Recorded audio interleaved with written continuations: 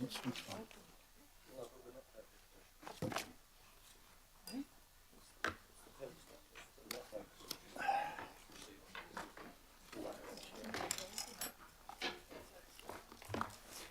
Righto.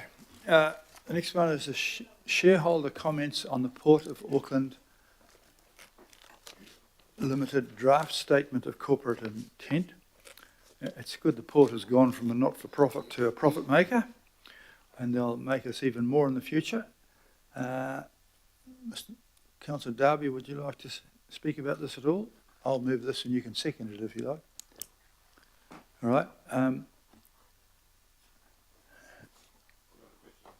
Okay, Councillor Darby, please.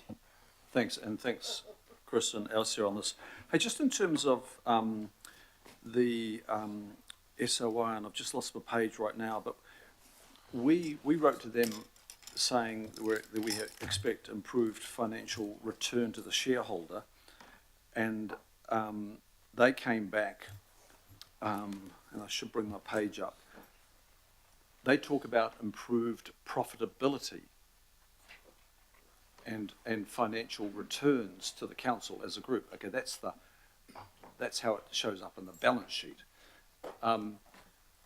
But I thought our expectation was not improved financial return to the shareholder, it was improved dividends to the shareholder.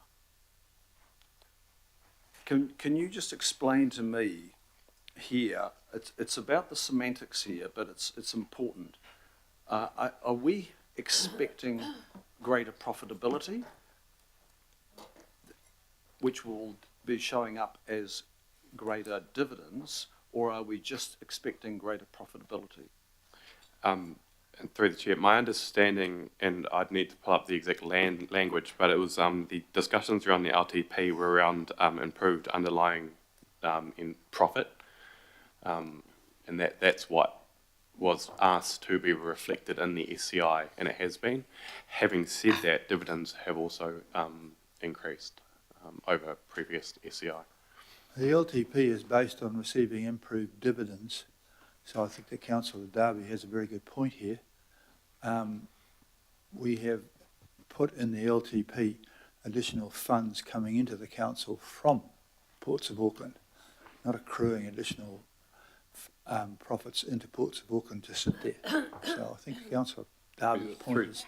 Through the chair, I'll just say that in the financial... Is it reflected in what we've got here or not? I'm not sure.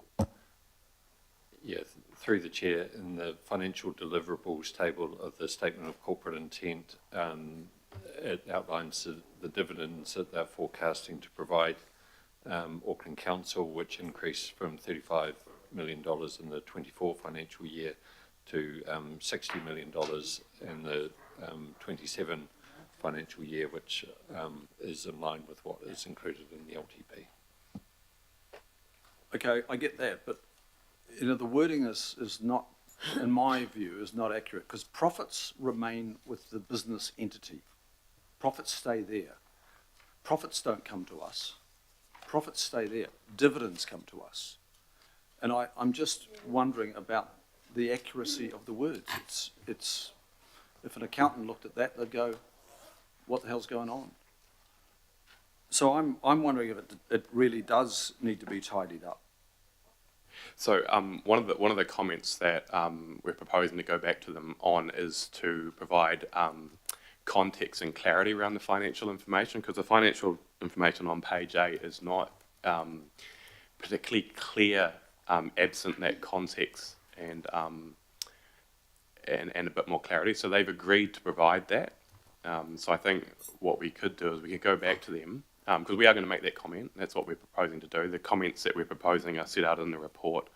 Once we receive that back, we can compare it against the LTP and go further onto that. Or what we could do, Ports of Auckland could probably provide us a response to this, and before we send these comments to them, we could make sure that the comments reflect your question. I think that's probably the best way of doing it. Yep. The second point I just want to delve into is we're asking them to support the council-led process to make better use of central wharves. I want to really get my head around what the financial implications of that are, because that is related to us also asking them to proceed with consenting and construction of Bledisloe Wharf North. They are coupled. They're not separate. So what are the financial implications of extending Bledisloe North Wharf? Is that coupled, not just in terms of strategic planning, but actually coupled financially? Is there an expectation that we eventually sell the respective wharves to offset the cost of Bledisloe North? That is the expectation? Yeah, that is precisely why one of our recommendations is to make a comment to them to ask them to provide more clarity around their capital expenditure and how it breaks down across their major capital expenditure, which is the dredging and the Bledisloe Wharf. So there's in this SCI that's just not clear. When you make a very good point, and that's why we want to go back to them and say, please provide further clarity so we can understand how it's broken down and how that will work out. Okay, that's good. That's handled as well. And the last one is we asked them not to extend into the harbour by way of reclamations, etc.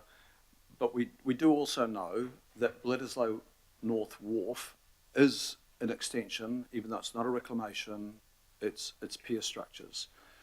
And the last time I think we discussed this, I asked the question, is there a business case for that? And there wasn't. I think that has been developed now. Has your office, Alistair or Chris, have they seen the business case for Bledisloe North Wharf? No. Okay, I guess one of the things, and we asked them not to intrude into the harbour, I think one of the things we need to be very eyes on, Mayor and Council, is the business case and the options for that business case. There should be optioneering. You know, probably there'll be a status quo, there'll be the extension that we've seen roughly on a plan, and then there's maybe a reduced version of that. I think we should be watching that and not just assuming that the port company will be just progressing Bledisloe North Wharf in any form. So how could we go about that through this SCI? How could we be asking for the least intrusion in the consenting or the developed design and consenting construction of Bledisloe North Wharf? I might suggest that it's probably not the vehicle to do that. Having said that, the vehicle is probably the deep dive, 6-monthly deep dives that we have with them through the CCO Direction and Oversight Committee. I think it's probably a very good opportunity to ask them to come and provide further information on that and ask some detailed questions and get a presentation. Yeah, my concern with that is they've expressed an interest in using the fast track legislation. So by the time we get our 6-monthly, and I'm not sure when Councillor Henderson's next expecting the port company, that might be after the fact. That's a risk. Is it not? Yeah, I'm not sure on timing. It's something that probably could be picked up. We can pick that up, but I think it's something absent or something separate from the SCI. Okay, I'll leave that then. So at your office, can you make inquiries about the optioneering that contributes to the business case for Bledisloe North Wharf extension? I think we should be all over the top of that. Well, that's one of the things you'll be doing as an observer, keeping a very eye on that and reporting back, I hope. I think that's you and I, but I'm making it visible to all of us. This has been extremely controversial, and the last thing we want is another big stoush down there on development of the wharf infrastructure or the port infrastructure. Thank you for that. Councillor Fletcher, please. Oh, thank you. My question relates to risk and mitigations under clause 36. And so perhaps it follows on slightly from Councillor Darby's, but when we're trying to make sure that the strategic objectives of the Ports of Auckland are in line with those of our council. You're suggesting that staff will work with elected members to fully engage with the process and provide comments as an engaged shareholder. I would like to see us formally be more engaged, but I'd like to know what it is that as officers or staff that you're going to do. Will it be elected members, or will it be some of us sit in different committees?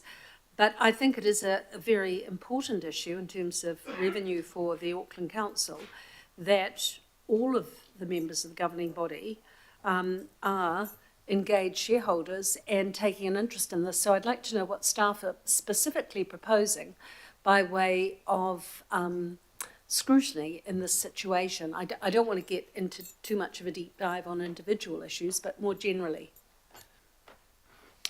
The CCO Direction and Oversight Committee has the authority, responsibility for Port of Auckland. Ordinarily, this would be going to that committee.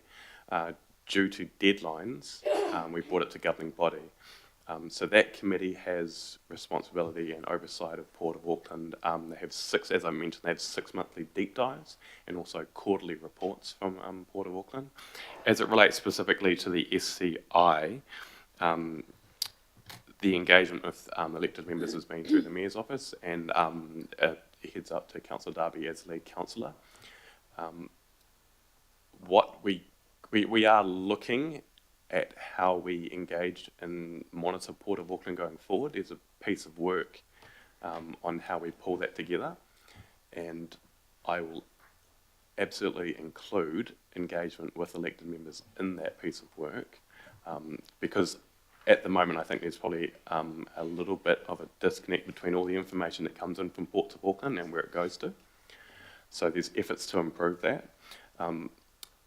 On Port of Auckland, when they do come in for 6 monthly deep dives, I try and make an effort to send emails out to all elected members, because everyone obviously can attend the CCO Direction Oversight Committee, because it's often important issues that are brought up. I know Councillor Lee has turned up to those meetings.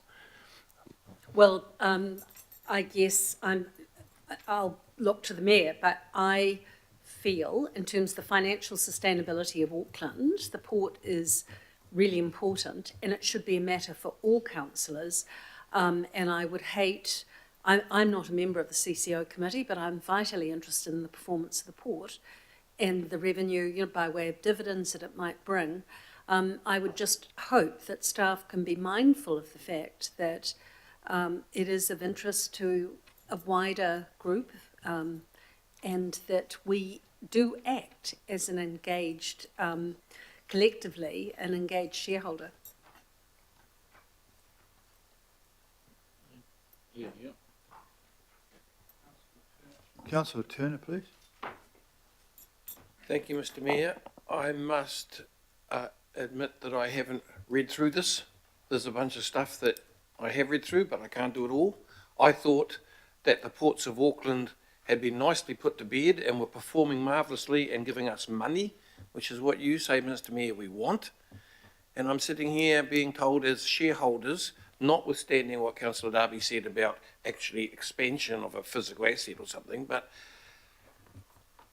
does this letter mean we're getting involved with their management? Why don't we just, keep it simple? That's what I'm thinking as I sit here.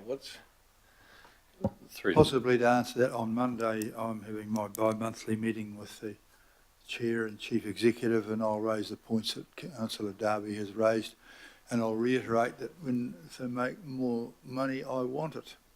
Thank you. Okay. Well, all I'm trying to bring to the table is my thoughts, so that in the future I can't be told I sat here and said nothing when I heard people talking about stuff that constricts their ability to be commercial, in my opinion. Thank you. So just through the Chair, this is a statutory process. Each year they have to prepare a statement of corporate intent, and through that process the Council is allowed to provide comments on the draft SCI, and that's what we're doing here.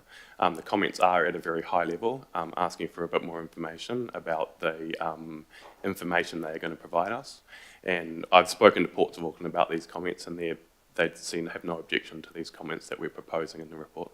Thank you. That's encouraging. Thank you. Thank you. I mean, every comment is that we want more out of them. That's it. I don't think they've got that message. And if don't get more out of them, I'll flog it. So there we are. I think they've understood that. Okay, this is moved by myself and seconded by Councillor Darby. All those in favour, please say aye. To the comments from, sorry, you two have to retire. We don't want to hear from you ever again. We want to hear is Councillor Henderson. Yeah, apologies for holding everything up, and especially after you guys have already voted. But in June, in the June CCO Direction Oversight Committee meeting, I'll just direct councillors, there is a presentation in there around all this stuff. We did get a briefing, and I remember specifically inviting everyone to that briefing. So I'll just make sure, 100% double make sure that everybody gets these invites, because CCOs are important for every councillor. I do appreciate that, so I'm hearing that loud and clear. But yes, if you do need the info, it has been canvassed, and it's right there in June. So kia ora. Thank you. Very good. And I think you will inform me for anything that you want me to tell them, but basically the message has been the same. You are a profitable company, be a profitable company. All those in favour, please say aye. To the contrary, carried. Thank you very much for that. Now we're going to move on to a similar item 13, which is about the Auckland Transport SOI. One of the few tools we have to control the CCOs is to approve their statement of intent. We've had this backwards and forwards. They've gone away and taken our feedback on board properly, so thank them. This is the third year in a row they've changed their measurement on asset condition, but we'll keep pushing them on that. Claire Gomez, are you going to speak to this report? I'll move it. Somebody can second it. Who wants to second this? Deputy Mayor. Okay, righto. Claire Gomez. Thank you. Tēnā koutou katoa. So as the Mayor's mentioned, this report recommends the approval of Auckland Transport's Statement of Intent for the current financial year. This marks the end of a process that started in December last year with the Letter of Expectation. A working draft was received in April, and you as shareholders provided your feedback at the May governing body. Shareholder comments focused on regaining the confidence of Aucklanders, better alignment with group and council strategy, greater recognition of council's role as shareholder, continuing to implement council's priorities and doing things better, faster and cheaper. Following the receipt of AT's final SOI, the staff and the Mayor's office have engaged with AT on several matters relating to shareholder feedback and sought additional information and clarification in the final SOI. AT has responded to these requests, and this report outlines the key changes in the final SOI from the draft SOI. It is important to note that we may need to relook at the SOI in the next couple of months with the funding decisions that will come out from the National Land Transport Plan. So paragraph 15 in the report sets out the notable changes to the final SOI, and AT have proposed amendments to two measures that were requested as part of shareholder feedback. The first is to include a capital measure against program delivery and it being on time. This is in addition to the existing capital budget expenditure item, and we support this.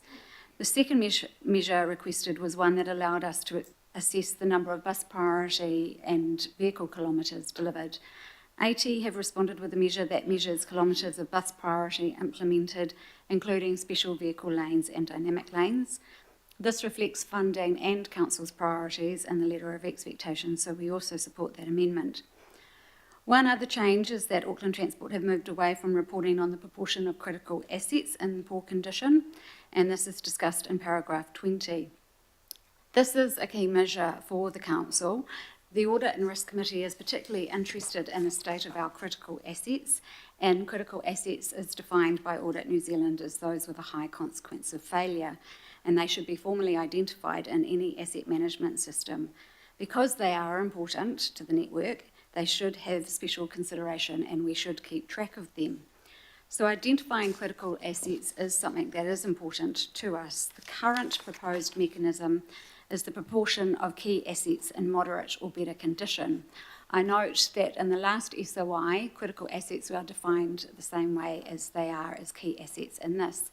That measure gives us the whether the assets are improving, but it doesn't actually tell us what is the percentage of our assets that are critical and that we need to be keeping an eye on.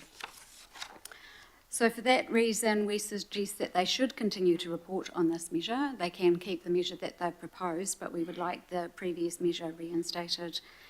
And if the committee supports this, we can write to AT following this meeting confirming approval and noting this additional request.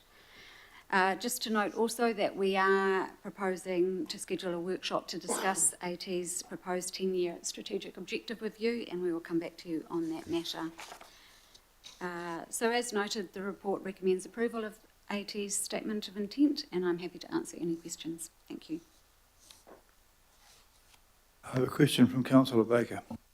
Yeah, thanks, Claire. And so just in regards to that paragraph 20 and the definition of critical and key, has there been a discussion with Auckland Transport? Because it's, I guess, I know at Auckland Transport it has been discussed, the difference between critical and key in this, and has there been a discussion in regards to that as to the confusion that exists between our definition of critical asset and the definition through transport through the NZ, dictated by NZTA, as to what critical assets are, because there is a complete. Has there been a discussion on that? Because I'll speak to this when we have debate on this.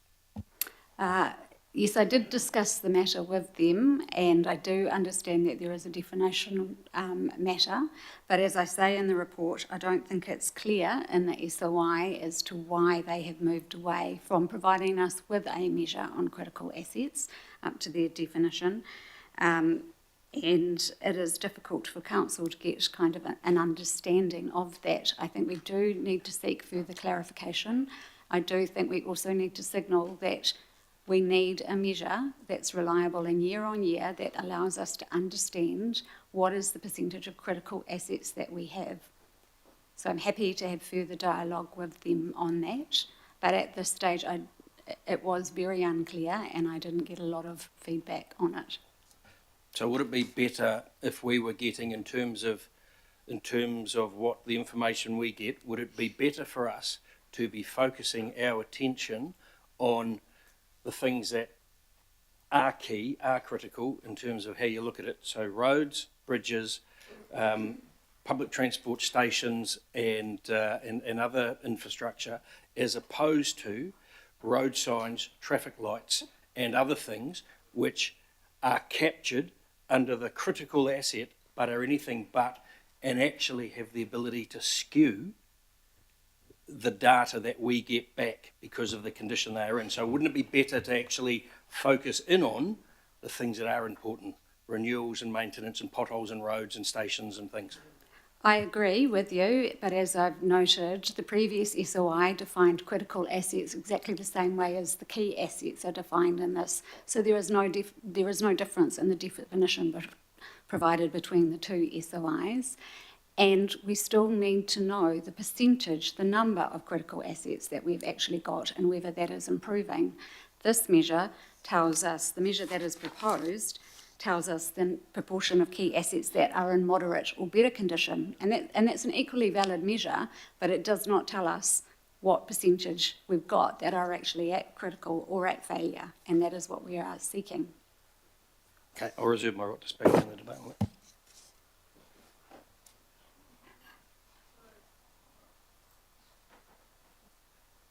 While we're thinking about what we do about that, we'll listen to Councillor Ferry's question, followed by Councillor Walker's question. Kia ora, But there's some interesting points raised by Councillor Baker and questioned by you, but we've got to, at some stage or other, approve this bloody thing. So through the Chair, I don't think that this matter stops us from approving this statement of intent. This is something that we can seek further clarification on and ask for, to seek a way forward on. Okay, so we could, at the end of this, proceed to approve it. Yes. And you can leave that as a live action that you'll continue discussing with the group. Yes. All right, I think that the signal that we want is that it is a matter that we want to consider. Well, I can live with that. That makes sense. Conversation on. Okay, Councillor Ferry, please. Thank you. I've got two questions. One you might need to take away. Point 15, I think it is 2, Roman numeral 2. of the report mentions the quarterly reports on the climate change considerations. When can we expect the first of those? So AT is required to report quarterly on its performance, Yep. and so we would be expecting that there would be matters against this addressed in those quarterly reports. So it would just go into the normal quarterly reporting cycle? Yes. I do know that AT have approved their sustainability strategy and they are reporting up on that strategy to their board. I'm Okay. not aware, I don't know, I'd have to come back and confirm how frequent that is. Okay. I guess it would just be useful to perhaps know when we could expect the first one to, first quarterly report that includes this. But yeah, can come back on that. The other one, which I suspect we'll need to come back on, is the measure around the cycle counts.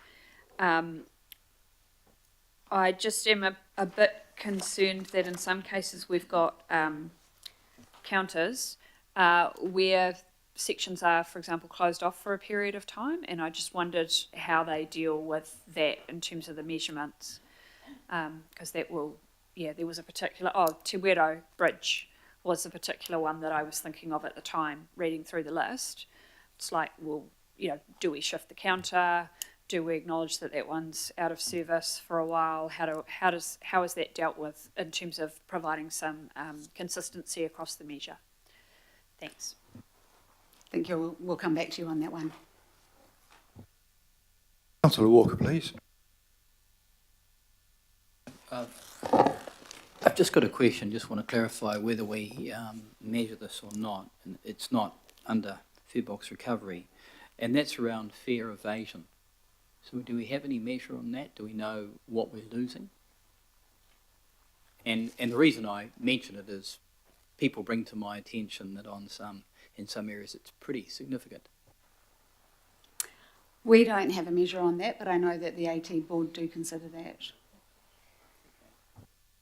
I'm just making the suggestion that maybe it's something that's useful to report on, because otherwise it doesn't happen. So that's one issue. The other measure that we have is around average travel time and arterial productivity. And we're doing this for the whole region. And while I understand there may be some merit in that, it may well be useful to have a breakdown. For example, given that we're putting a massive amount of investment into the City Rail Link, we're looking for enhanced mobility, enhanced travel times and productivity, especially within the part of the network that's serviced by the City Rail Link. So is it conceivable that we might have something a little bit more finessed than just something that's regional? Is there some merit in that? This is a measure that is one that is quite closely tied to the 10-year strategic objective that AT is wanting to discuss with you. So I think it's an area that we could explore further as part of that workshop and that discussion. So I'd just signal an interest in that. I'm assuming if they've got a measurement across the region, that equally they've got measures that are subsets of that, particularly very relevant subsets.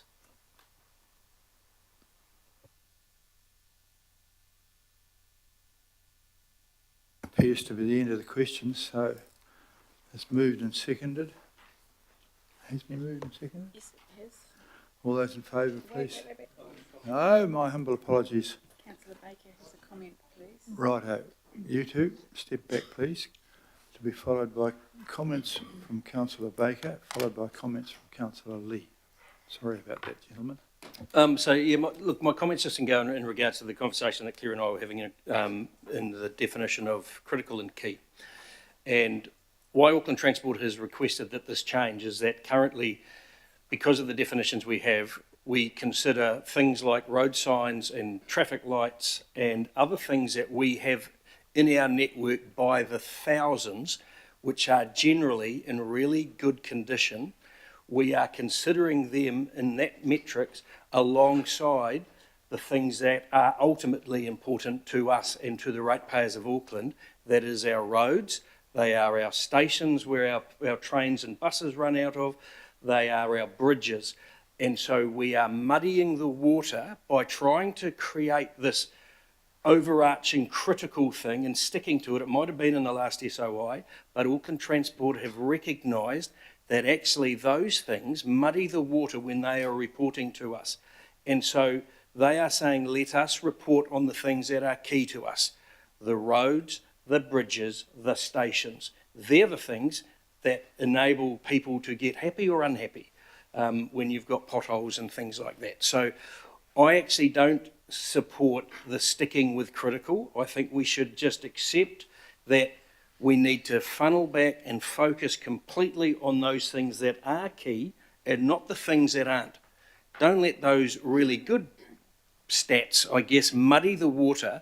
Let us focus on the things that are important and hold AT accountable as they want to be held in this regard. Because we've put them extra money into our maintenance renewals, we've given them extra money through the LTP, they want to be held accountable for how that is spent in regards to our key assets, which are the things we touch every day, not the things that are along the side of the road. And so that is why I don't believe we should be, sticking with critical. Let's take with what they've recommended to us and have key. And just to add, as Claire's mentioned in the report, the greatest risk to what Auckland Transport is wanting to deliver and that we have funded them to deliver is the National Road Transport Fund. That is the thing, with Land Transport Fund, that is the thing that is going to determine what gets delivered this year by Auckland Transport. And so, as long as we understand that. But I don't think we need to do the critical. It's a fight we don't need to have. Let's just go with looking at our stuff that is important, and it is a technical thing that we don't need to die in a ditch over. I think it's a fairly fair statement. So we want them really, really critical, only a little bit, not the ones that are a little bit critical. So, Claire Gomez, that was a bit critical of you. And Claire does a great job, and as board members on Auckland Transport, Claire does a great job in liaising with us and raising stuff with us. So. That was slightly funny, that wasn't mine, but not very good. Okay, Councillor Lee, please.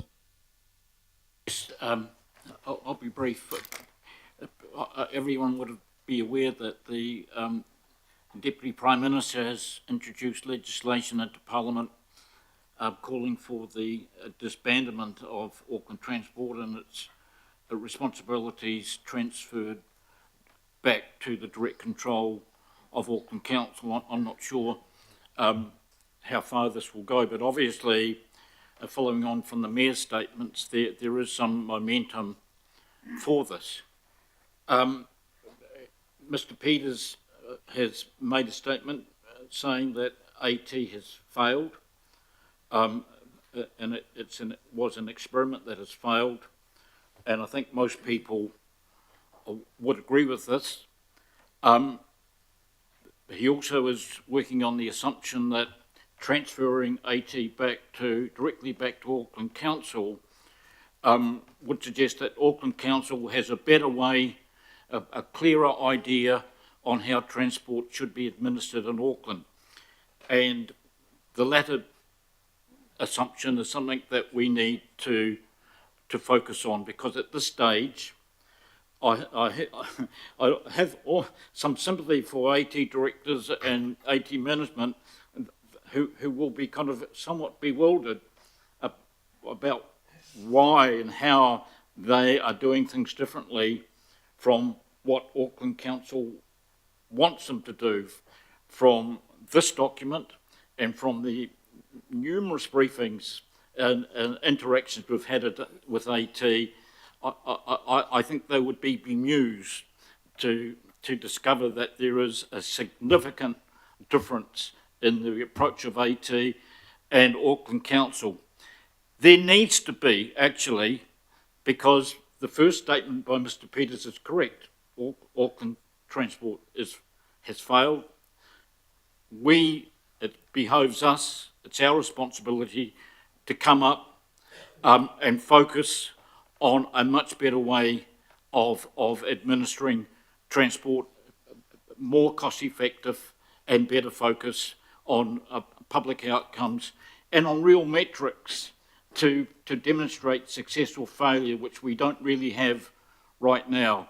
I think that's not beyond the ability of this council, its staff and the members, and it's something that I think we need to focus on with the Mayor's office to come up with a better plan and contingency plans, not only for the retrenchment or disbandment of Auckland Transport, but how this council will run things better.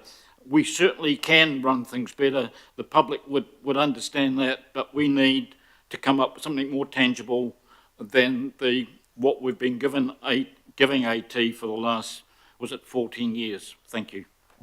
Thank you for that. Thank you for raising that. I just want to make it clear that I have no idea this was coming, and I haven't actually seen what Mr. Peters said. And just to reassure you, it's no skullduggery between himself and me. I haven't seen him since Eden Park, a few beers a while ago watching rugby. So I think it's just a response from the general uprising of people grumpiness about AT. It's not something that I have pushed, but and like you, Councillor, we don't know where it's going to go either. So, but it's something that's cropped up. I haven't read actually. You're ahead of me in what you've read about it. Councillor Walker. Just speaking to this, want to reiterate the questions that I made earlier. I think it's going to be desirable to target fare evasion. That could be highly significant. Similarly, I think we need to fine-tune some of our metrics, particularly those that go to the City Rail Link, that we're investing a huge amount of money into, and that goes to congestion within that part of the network that's serviced by CRL.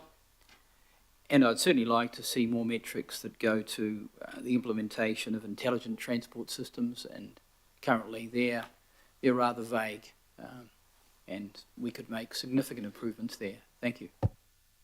Yeah, I think the coming months will there will be a great deal of discussion amongst us all about what and where we're going on with the changes, but there is changes afoot. The Minister this morning spoke about work towards certainly giving us more power over policy, but I don't know whether we actually ask for or really want to be the operators of the buses. I think we want to be what we really want to be able, is like other councils, to set the regional land transport plan. And I think it was a huge error of judgment when they set this up, where the biggest council in New Zealand is the only one that hasn't set its own regional land transport plan. That was a mistake. And I've yet to hear anyone who says that we're wrong in what we're trying to do there to get control of the policies and directions. Whether we want to run a set of buses, I don't think that's moot. It's not what I've specifically been discussing with the Minister. There's a ministerial meeting between myself and him later this week, and I will report to all councillors where that's going. This thing from Minister Peters is a surprise development. But anything that works towards giving us more control, Auckland elected people need to have control over what's going on in our district. That in itself is welcome, and we will see where we get to here. But this is a work in progress. Rest assured, I will keep you absolutely informed about what happens and as it develops. So, Councillor Filipaina. Thank you. I'm sorry, sir, I didn't miss. Thank you, Chair. In regards to the recommendations, I'll be fully supporting those recommendations. In regards to what Councillor Lee has sort of said, and it's interesting, Councillor Lee, I'm glad that you mentioned the Deputy Prime Minister sort of just finding out what he's going to end up doing. And I think my only comment to that is to the Deputy Prime Minister, stay out of our business, basically. I'm going to defend Auckland Transport with the work that they have done since I've been around this table, because I don't think it is that dire for us to have a look within Auckland Transport, to have a look at options. And hopefully that is part of what our deputation, our consultation back or feedback to if in fact the Deputy Prime Minister is looking at getting rid of Auckland Transport, because it is not as dire. Maybe he, as in the Deputy Prime Minister, needs to come up and sit around this table, but maybe he needs to also talk with Auckland Transport. But more importantly, I was surprised, Chair, that there was no consultation with you. And so, therefore, then, that would have been the first port of call, and Auckland Transport. So I'm just a wee bit surprised at the Deputy Prime Minister, but just my advice to him, has somebody been around this table for the last 21 years, and I know that Councillor Lee and Councillor Fletcher and others that have been around this table since its inception. I'm just saying to the Deputy Prime Minister, stay out of our business and get the facts first. So kia ora, thank you so much. But I will be supporting this recommendation. Kia ora. Well, thank you, Councillor Filipina. I think you've summed that up very well. It is, I will spend the next week trying to convince the press that I haven't actually been busy involving myself in this, and I'm sure that Minister of Transport thinks I've been up to some skullduggery with Mr. Peters, who I do know quite well, but we generally discuss more important things like rugby. So, well, yes, of course, this weekend's quite worrying. As a person who's played rugby in South Africa, I can tell you how bloody hard it is to win over there. Councillor Williamson. Yeah, just a quick piece of information, because I was in Parliament for a long time. Members' bills go into a biscuit tin for draw. There are currently 64 in there. There's only a couple drawn every second Wednesday.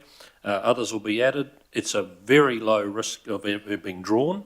When it's drawn, then a Leader of the House sets a time frame when it can be heard, and whether it even gets onto the ballot paper or gets passed. If this was to happen and go through, minimum, in my view, would be at least 2 to 3 years. Rightio. Well, I don't think we need to panic. Thank you for that. But there you go. All right. All those in favour, please say aye. Aye. To the contrary, carried. Thank you very much for that. That's an interesting one. Now, Ross, Phil and Gary, come and give us some good news, please. We're on item 14, the Chief Executive